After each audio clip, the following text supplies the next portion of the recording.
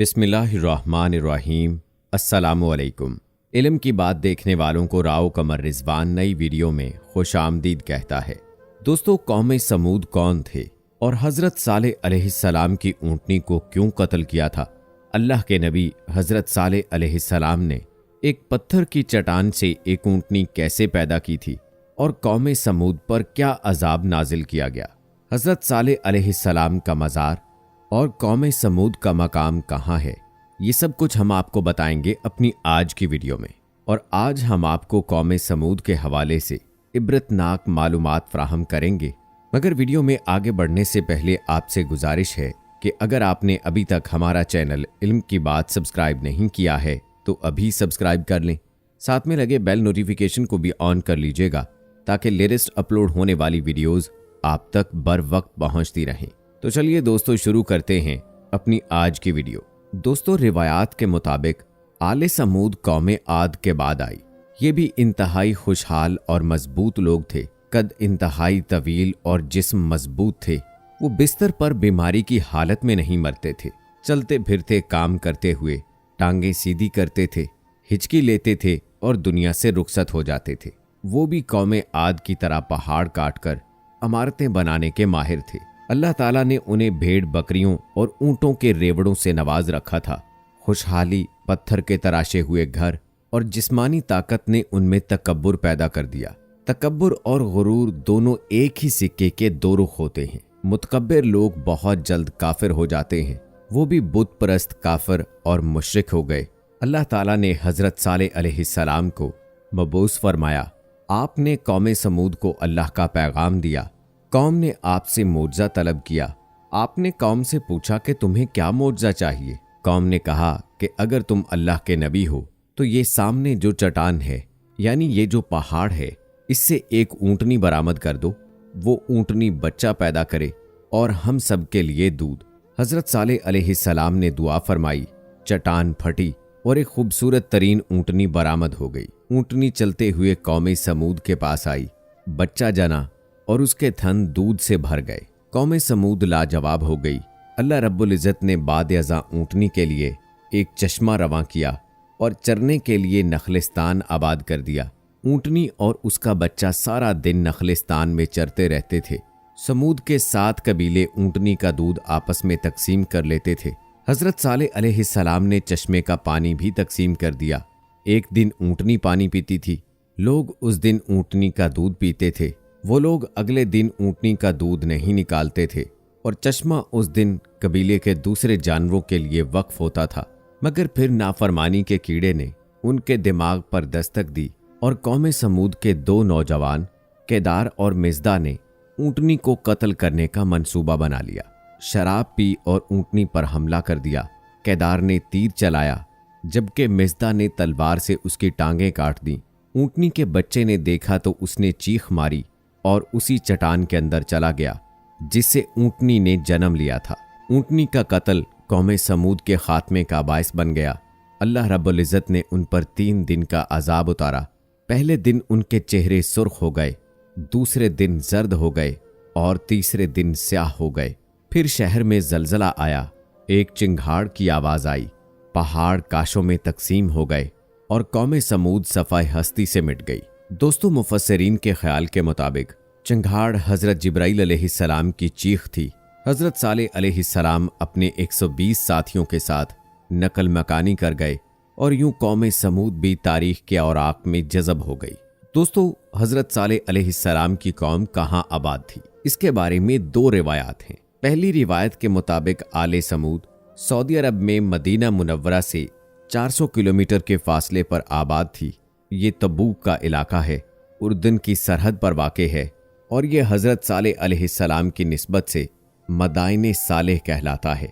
ये सुर्ख चट्टानों का शहर है।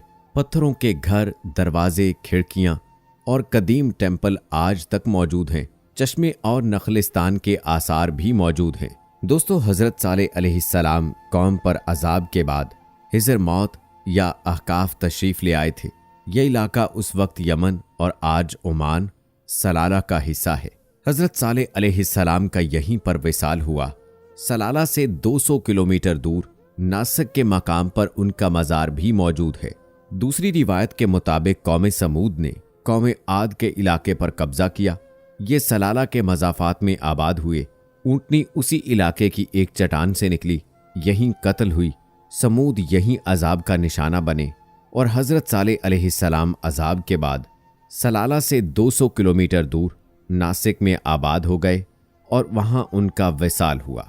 हकीकत क्या है ये अल्लाह रब्बुल इज़्ज़त ही जानती है। ताहम ये तय है कि सलाला और मदाइन सालेह के दरमियान 3111 किलोमीटर का फासला है और ये लोग बर वक्त 2 मकामात पर नहीं रह सकते थे।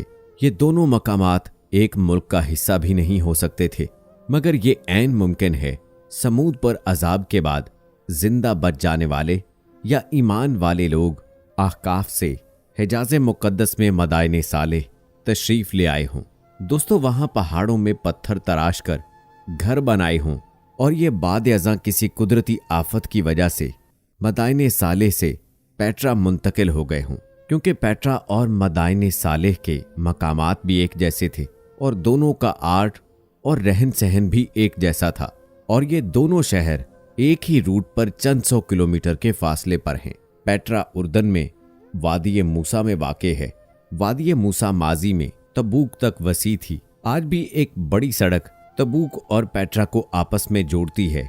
चुनाचे मुझे यूं महसूस होता है कि आले समूद आकाफ सलाला में आबाद थी। अजाब के बाद कुछ मोमिन हजरात हजरत सालेह अलैहिस्सलाम के साथ नासिक में आबाद हो गए और कुछ 1-2 नस्लों के बाद मदाइन सालेह चले गए और उनकी नस्ल बाद अज़ां पेट्रा में नकल मकानी कर गई। ताहम यह भी मुमकिन है कि आले समूद मदाइन सालेह से आहकाफ आई हो, मगर ये इम्कान कम है। क्यों? क्योंकि अजाब के बाद आले समूद मोमिनीन को फ़लस्तीन, उर्दन, शाम और इसराइल करीब पड़ता था और ये दुनिया की मुकद्दस और करीब तरीन जगह छोड़कर 4,500 किलोमीटर का फासला तय करके बेआबो गया आहकाफ में क्यों आएंगे? दोस्तों, हजरत सालेह अलैहिस्सलाम का दरबार सलाला से 200 किलोमीटर दूर नासिक के मकाम पर है। ये मज़ार खुश्क पहाड़ों के दरमियान चोटी पर वाक़े है। मज़ार तक सीढ़ियाँ जाती हैं। अरब अनबिया कराम, सहाबा और औलिया कराम रिज़वानुल्लाहुम अजमईन की कब्रों को एहतरामन बड़ा बनाते हैं। ये कब्र भी लंबी थी। मज़ार के साथ एक छोटी सी मस्जिद के अलावा कुछ नहीं।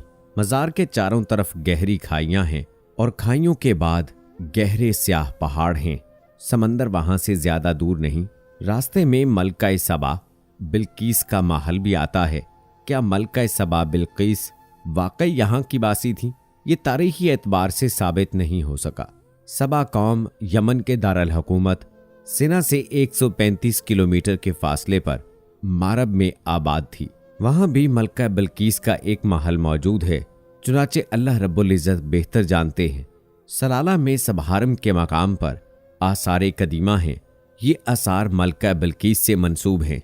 दोस्तों, आप सीढ़ियां पकड़कर नीचे आते हैं तो सामने एक चट्टान आती है और चट्टान पर ऊंटनी के पांव के निशान हैं और ऊंटनी के पांव के निशान से जरा से फासले पर खून के स्याह धब्बे हैं।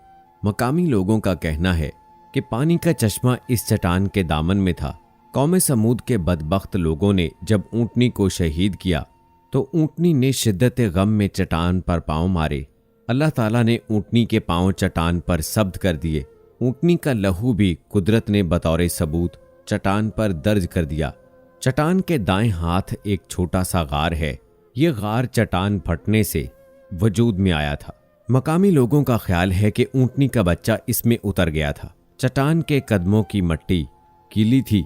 यूं महसूस होता था कि चट्टान के अंदर से अब तक पानी रिसता है और ये पानी मट्टी को गीला रखता है। ऊंटनी के पांव और खून की वीडियोस भी मौजूद हैं। इसी तरह दोस्तों, दाएं और बाएं लोग आबाद थे और अल्लाह रब्बुल इज़्ज़त की भिजवाई ऊंटनी अपने बच्चे के साथ इसी जगह चरती थी। यहाँ अल्लाह रब्बुल इज़्ज़त का फजल उतरता था और हज़रत जिब्राईल अलैहिस्सलाम अल्लाह का पैगाम लेकर अल्लाह के पैगंबर हज़रत सालेह अलैहिस्सलाम के पास तशरीफ़ लाते थे। मगर लोगों ने हज़रत सालेह अलैहिस्सलाम के साथ दुश्मनी की और उनके दीन को झुटलाया और गर्क हो गए। अल्लाह रब्बुल इज़्ज़त के अजाब के मुस्तहिक ठहरे। दोस्तों, उम्मीद है कि हमारी आज की ये वीडियो आपको पसंद आई होगी। आज की इस वीडियो के बारे में अपनी राय का इजहार कमेंट बॉक्स में लाजमी कीजिएगा। मिलते हैं अगली वीडियो में, तब तक के लिए अल्लाह हाफिज।